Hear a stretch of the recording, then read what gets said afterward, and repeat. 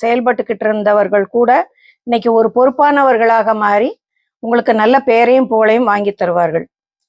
கணவன், மனைவி, நண்பர்கள் மற்றும் பங்காளிகள் இவர்களுடைய கை தான் ஓங்கி இருக்கும். இவ்வளோ நாள் வரைக்கும் உங்களுடைய கை ஓங்கி இருந்தது. ஆனால் இப்போ பார்த்தோம்னா உங்களுடைய ஃப்ரெண்ட்ஸோட கை ஓங்கி இருக்கும். அப்போ அவங்களால உங்களுக்கு ஒரு நன்மை நடக்குங்கிறப்போ அவங்க சொல்லக்கூடிய அறிவுரைகளையும் கொஞ்சம் கேட்டு நடந்துக்கோங்க. அது உங்களுக்கு நன்மையை தரும்.